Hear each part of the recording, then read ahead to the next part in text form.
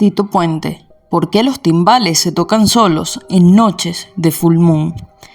La ciudad bulle en un mar de música, salsa y pasión. Los bares a lo largo de las calles empedradas resuenan con los ritmos contagiosos del Caribe.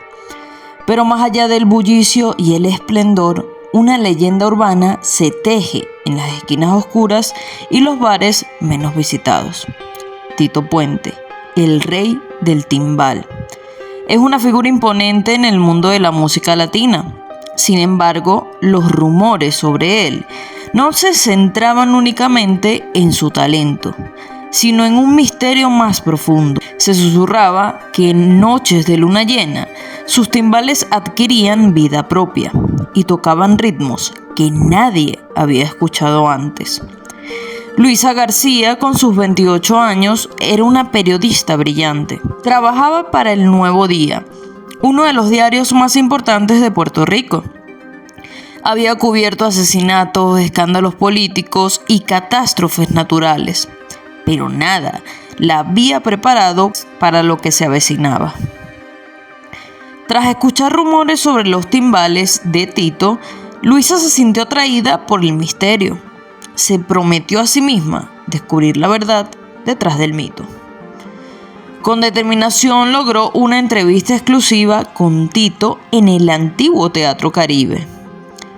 El teatro, con su arquitectura de principios de siglo, parecía esconder secretos en cada rincón. Los pasillos desgastados y las sillas aterciopeladas contaban historias de artistas y músicos del pasado. Mientras esperaba en el vestuario, Luisa podía sentir la historia palpitar a su alrededor. Tito llegó majestuoso en su traje brillante, saludó a Luisa y se sumergieron en una conversación profunda sobre su carrera y logros. Sin embargo, cuando Luisa sacó el tema de los timbales, la atmósfera cambió. Esos timbales. Tito comenzó con un suspiro. Los adquirí en un mercado en La Habana. Pertenecieron a un músico callejero que afirmó que venían con un regalo. No entendí lo que quiso decir hasta esa primera noche de luna llena. Tito relató noches donde después de ensayos extenuantes, al apagar las luces y cerrar el teatro, los timbales empezaban a tocar solos. Ritmos antiguos, complejos y llenos de emoción llenaban el espacio vacío. Luisa, armada con cámaras y micrófonos, decidió pasar la noche en el teatro. Las primeras horas transcurrieron sin incidentes, pero conforme la luna alcanzaba su cenit, un retumbar comenzó a resonar. Era un ritmo complejo, lleno de dolor, alegría y esperanza. Luisa se sintió atrapada en un trance. Visiones de esclavos, trabajadores de plantaciones y músicos llenaron su mente. Eran los espíritus del pasado, conectando con el presente a través de la música. Luisa se despertó al amanecer con una sensación de asombro y respeto. Sus grabadoras capturaron el sonido, pero las cámaras solo mostraban timbales inmóviles. Aunque tenía pruebas del fenómeno, Luisa decidió no publicar la historia. En su lugar, escribió sobre la importancia de recordar y respetar las tradiciones y las historias que forman el alma de la música. Los timbales de Tito Puente siguieron siendo un misterio, un recordatorio de que hay cosas en este mundo que no pueden ser explicadas. La música, en sus múltiples formas, sigue siendo un puente entre el pasado y el presente, entre lo terrenal y lo espiritual. Años después de aquella misteriosa noche, Luisa seguía atormentada por las visiones que había experimentado. Decidió hacer un viaje a La Habana, donde Tito había adquirido los timbales, con la esperanza de descubrir más sobre su origen. La Habana, con su ambiente vibrante y calles llenas de música, parecía ser el lugar perfecto para desenterrar secretos. Luisa visitó el mismo mercado donde Tito había comprado los timbales. Tras hablar con varios vendedores, fue conducida a un anciano llamado Raúl.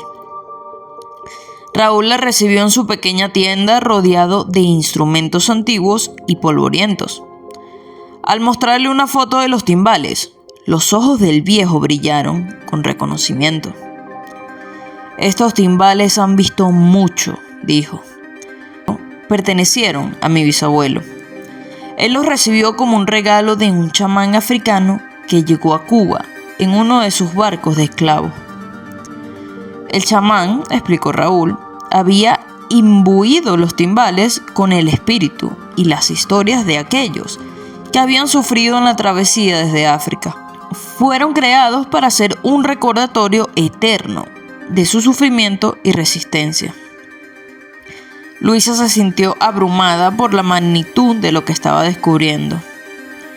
Decidió entrevistar a descendientes de esclavos en Cuba, recolectando sus historias y tratando de entender la conexión profunda entre los timbales y los espíritus que los habitaban. En su viaje por la isla, Luisa escuchó historias de lucha, dolor, amor y resistencia. Cada historia parecía añadir una nueva capa de comprensión a la música que emanaba de los timbales en noche de luna llena. La curiosidad de Luisa era insaciable. Sabía que había mucho más en la historia de los timbales y estaba dispuesta a ir a las profundidades de su origen. No solo regresó a La Habana, sino que decidió emprender un viaje más profundo por el Caribe y África, buscando las raíces del misterio. La primera parada fue Santiago de Cuba, el corazón del son y la rumba.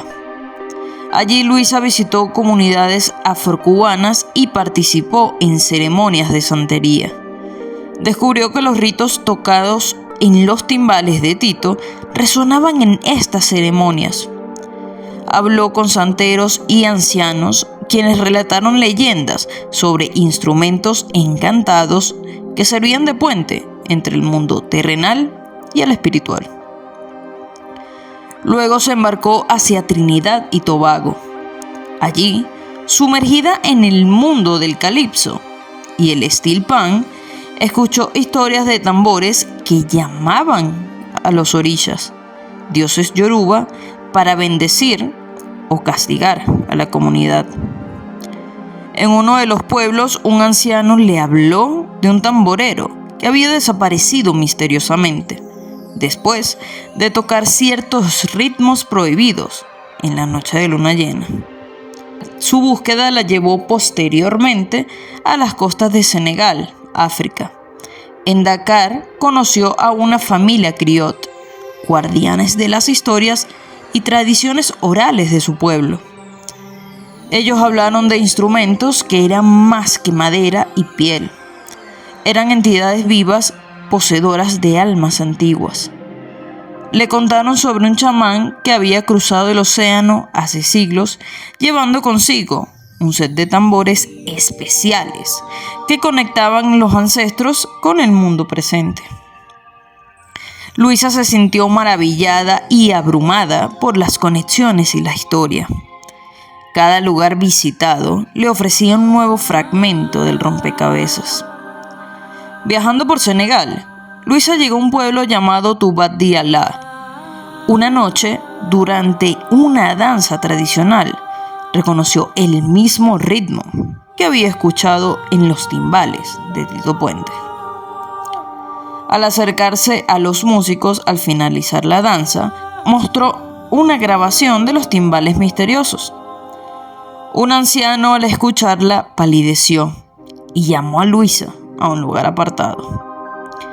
Le reveló que ese ritmo pertenecía a una danza sagrada que solo se realizaba en noches de luna llena, para invocar a los espíritus de los antepasados. La música servía de puente y solo aquellos con un don especial podían tocar estos ritmos sin sufrir consecuencias. Si te ha gustado esta historia, no olvides suscribirte a nuestro canal y ver todas las demás historias sombrías basadas en hechos reales que tenemos para ti. Nos vemos en una nueva entrega de Historias Sombrías.